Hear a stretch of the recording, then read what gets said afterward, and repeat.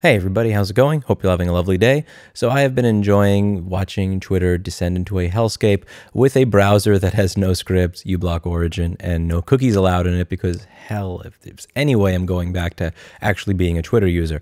To be clear, before I begin this video, I did not leave Twitter because of some sort of disdain for Elon Musk 1 month ago. I left Twitter over 3 years ago because, as I go over in this video, I think that it just turns people into shittier versions of themselves for no real world benefit to the person utilizing the platform. That being said, it's been kind of funny to just look at some of what's going on here, and I wanted to provide a little bit of my perspective as an employer that's had this issue when trying to change certain elements of how people do things at a company. So some of the funny things that you see here are, we are excited to announce that insulin is free now, followed by that company's stock completely tanking. Apparently, this random user had paid for the Twitter verification blue thing, and as you can see, there's some funniness here where it doesn't look like it's Lily. It looks like one is a capital I and one is a lowercase l. Kind of like the stuff that used to happen online if you played Warcraft 3 and there was a bot that was spamming and doing stupid shit and, like team killing, and you couldn't ban him because you didn't know what his username was because it was a bunch of I's and L's in the screen in this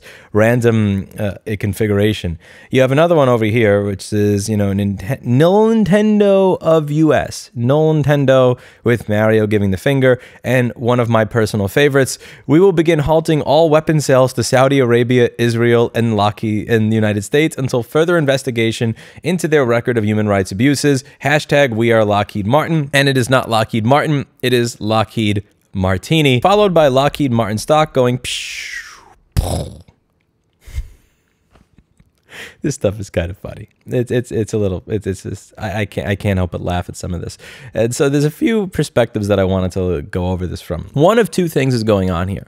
Behind door number one, this feature of verification was implemented where you literally don't have more than 2 seconds to click and figure out yes or no, approve or disapprove, because of the manner within which it was implemented. Behind door number two, I think that somebody is doing this as a form of malicious compliance, passive-aggressive sabotage that I want to get into in this video, because it's something that can affect many managers that are going about dealing with their employees in the wrong way or going about hiring the wrong people. If you look back here, there wasn't some sort of crazy hack. It's not like any of these people that were impersonating $100 and $200 billion companies managed to hack into their phone system and email so that they could do two-factor authentication or anything like that. This wasn't some sort of high-level shit.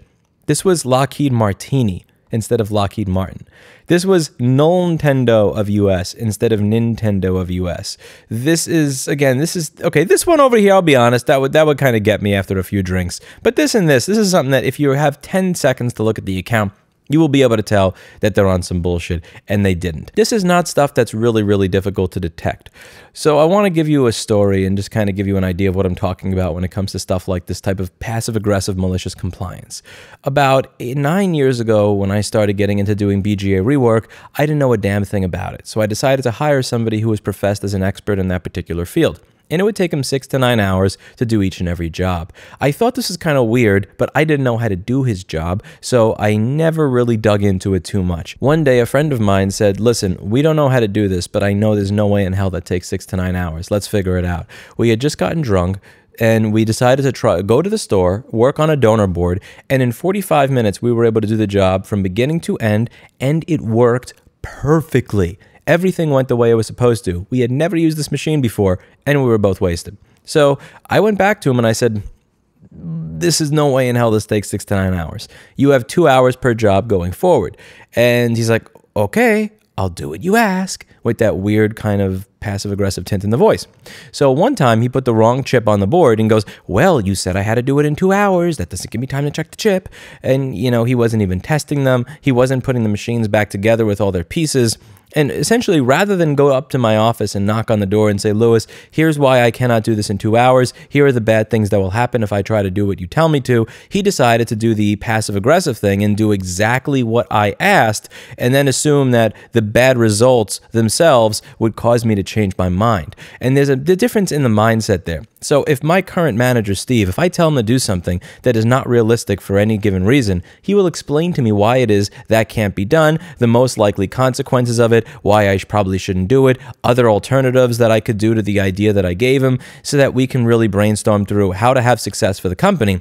because he cares about the company, and to some extent I think that since we get along, he kind of cares about me, and vice versa. Whereas if he didn't care about me, if he hated the company and he hated his boss, he might do what the first person did, which is not even put the machine back together with all the pieces, put the wrong chip on it and say, well, you only gave me 2 hours, that doesn't give me time to test it, after he fucks everything up.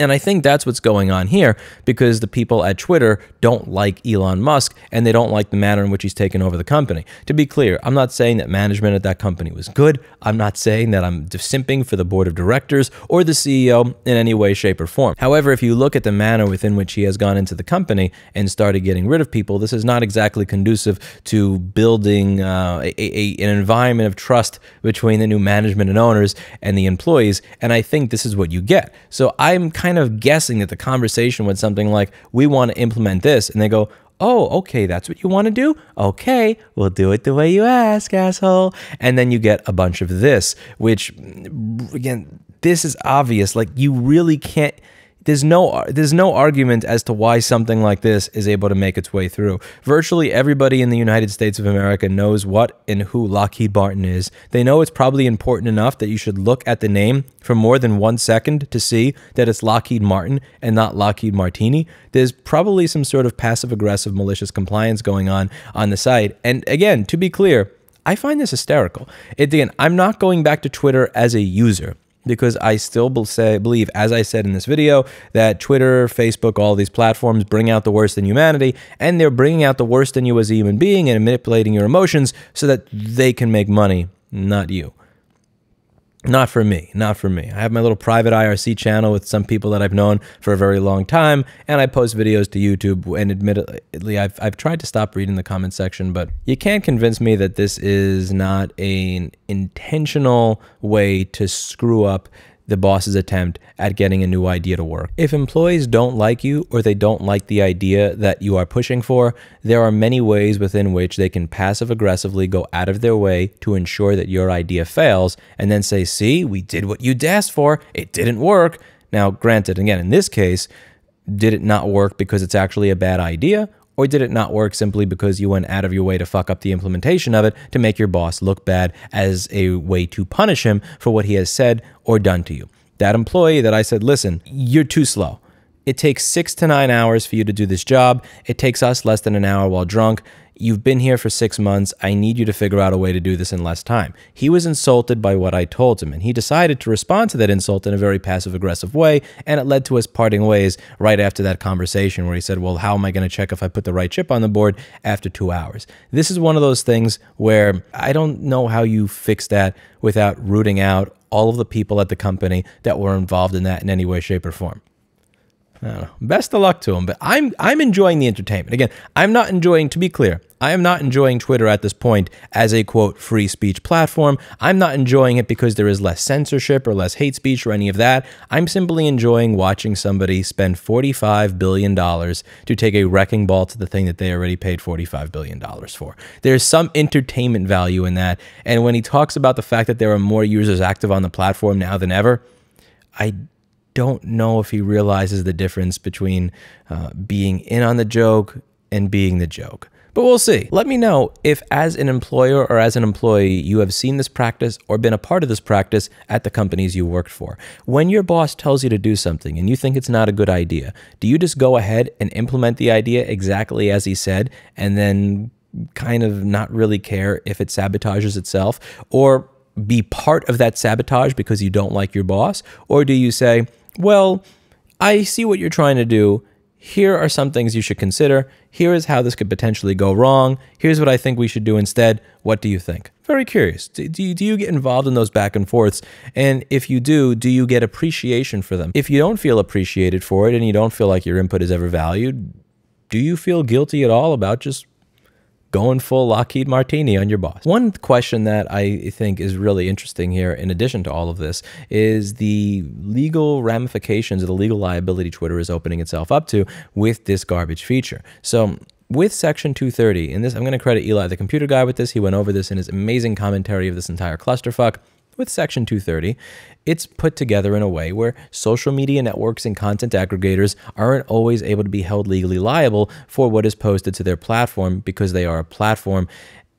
what happens when that platform is now selling the service of identification? We certify for $8 a month. This is actually George Bush. This is actually Nintendo of America. This is actually Lockheed Martin, not Martini.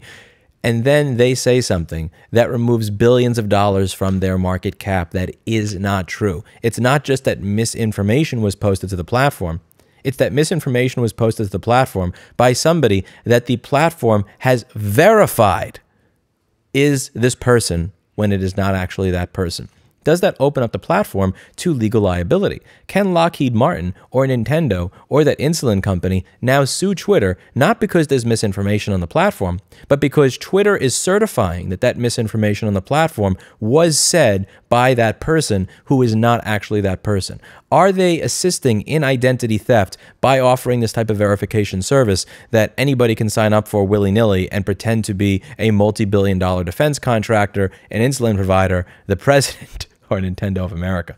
It's all very interesting stuff. I'm going to genuinely enjoy watching this unfold. Again, I've thought that these social media networks for a very long time have been worse for our mental health, worse for the country. And yeah, I mean, like nothing against Elon Musk, but just watching that entire platform come crumbling down like the giant piece of shit that it always was in the most entertaining way possible. Yes, I am going to laugh the entire way, and I'm going to enjoy every second of that platform becoming a steaming pile of shit.